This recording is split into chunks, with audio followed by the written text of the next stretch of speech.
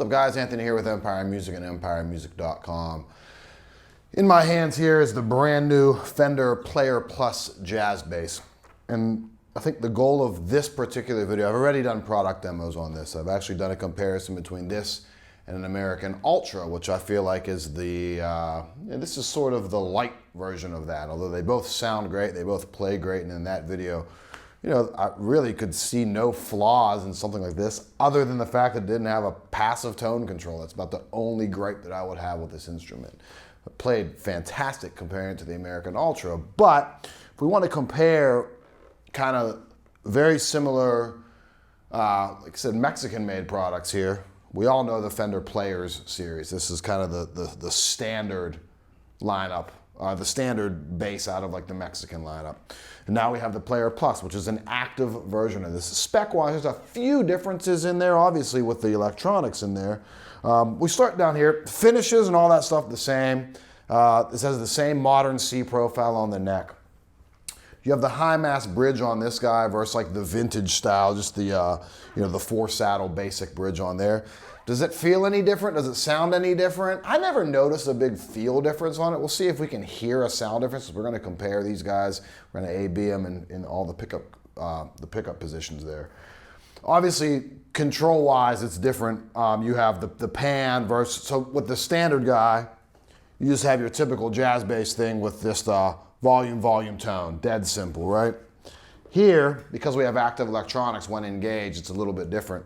You have master volume, panning, so front pickup to back pickup, treble, bass, mid-range, and again, no passive tone control on there. Noiseless pickups in it, standard style, just Alnico, I think like just a standard Player Alnico single coil in there. So you'll get a little bit of noise out of that, like the 60 cycle hum, where here we have some hum canceling going on with the noiseless pickups. Is that a benefit or not? Depends what you like the sound of and what kind of speaks to you tonally. A little more traditional on that guy. I think you might catch a little bit more top end out of the noise. But again, we'll compare, we'll find that out. Like I said, both have the modern C neck profile on it. So feel-wise, that's the same. I think it's a satin urethane finish on the back of both necks. Fingerboard radius, though, different. So you have a 12-inch radius, so a flatter fretboard playing here, bending, things like that might feel a little bit sleeker, a little flatter. 9.5 on that, so a little bit more traditional. Synthetic nut, same tuners. Outside of that, like they're very similar basses. Obviously, this has a little more weight to it because you have the battery compartment. So there's two 9 volts back here. That's adding a little bit of weight. This one's actually on the light side here, I feel like. And then this also gives another chance to kind of compare Pal Faro to Maple. Granted, we're going to showcase this with active electronics, although I will let you hear the passive tones out of it. So let's get into some playing examples, just A/B them, see the differences between them. Keep in mind, this is a more expensive instrument with the active electronics in there and some of the features.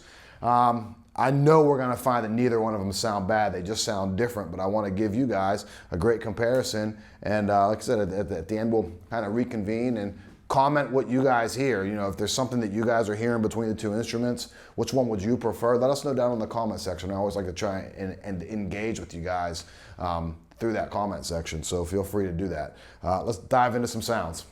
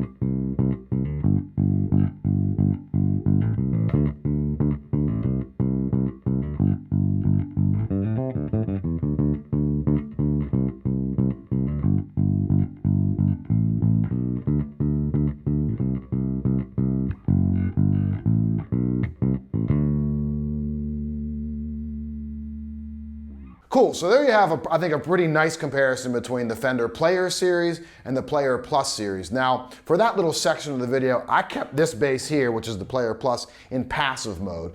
We really just wanted to, at least I really wanted, maybe Brent wanted to too, so I'll include him on this. We wanted to show you the difference between the pickups, so the noiseless pickups versus the traditional single coils. You definitely notice a little bit of hum come out of those when we operated those in single coil mode. That's just a byproduct of having that type of bass. You're not going to hear that as soon as the cymbals come in or another guitar. Guitar players are going to have more noise than you have going on out of your bass amp, I would assume. Feel-wise, they're really, really similar. Like I said, there's a little bit more weight to this bass with the batteries back here and the high mass bridge. I didn't notice a big feel difference between the bridges. I don't even know that I noticed it being a 12, a flatter fretboard versus the 9.5 radius. Maybe I did as I think about it, but I'm probably the worst at that type of thing. Whether it's 7 1/4 or 14, like it honestly, it doesn't play that big of a role to me personally. Some guys are really picky about that and might hear that or feel that. But definitely a good comparison, I think, pickup wise. I noticed a little bit more top end output on the noiseless. It wasn't really a gain jump between the two though. And maybe a little bit warmer sounding on the Player Series pickup. None of that's good or bad. That's totally opinionated. See, I want to know what you think though, so please comment and let's engage. I want to know what it sounded like to you guys out there. Which one did you like? Which one do you prefer? Now, just to give a comparison between active and passive, I'm going to run through just the tones between passive and active with the Player Plus bass here. I have another video that does this a little bit more in depth, but I want to keep everything kind of concise and here together in one place for you. So we're in passive mode, both pickups wide open. I'm leaving the EQ flat when I move over to active mode though, so we're just going to get a little bit of a gain jump out of that.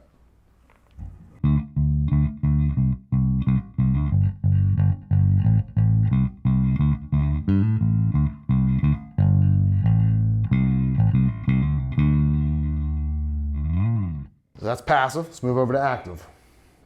Again, both pickups.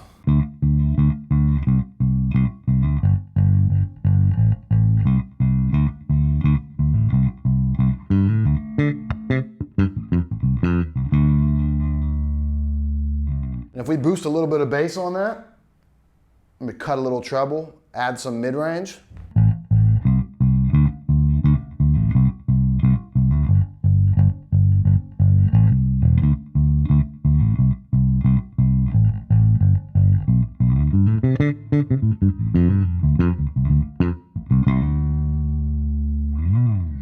We go back to flat, passive mode, just front pickup.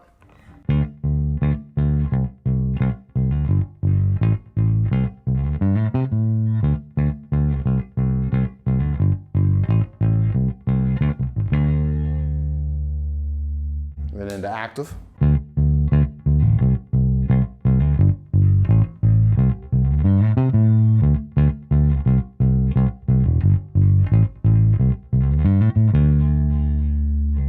We'll boost a little bass, cut some treble, add some mid-range, not much.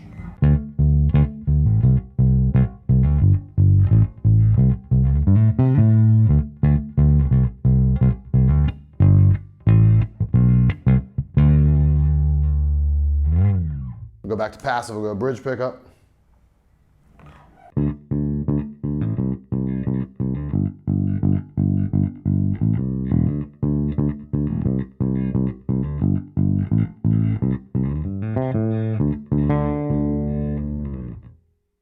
Active, flat.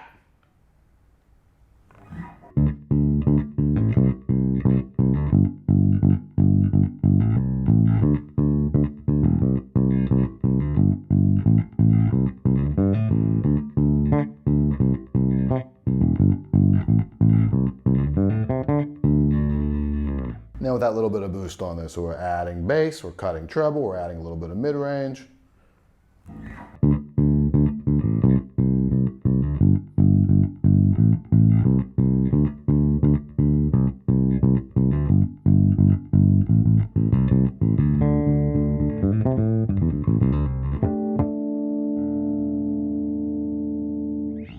So, I think in conclusion, again, total personal opinion here.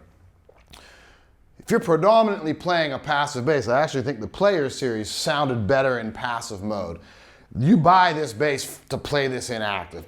I cannot get over how good these things sound with the active electronics. And it's the same thing with the American Ultra. Like, Fender did such a good job getting the, I guess to put this I guess the best way to say it is really the passive sound of the instrument, that natural sound of the instrument. It's really retained well when we jump into active mode, which is what I really like. It never gets too out of control. Now, I'm also not boosting bass way up and scooping everything out. You certainly have the ability to do that. Having the ability to switch between active and passive is great, because you can really like hit pedals differently or hit an amp differently. But you get this bass to really engage with the active electronics in it. And I think it really excels in that. I think this thing sounds amazing in active. And I don't say that very often, because I'm predominantly a passive bass player. So I hope that sheds a little bit of light. Like I said, please comment. Let us know what you think. If you need anything, call me at the shop. 412-343, scratching my head while I say that, 412-343-5299. You can email me directly. It's Anthony@empiremusic.com. Thank you for watching.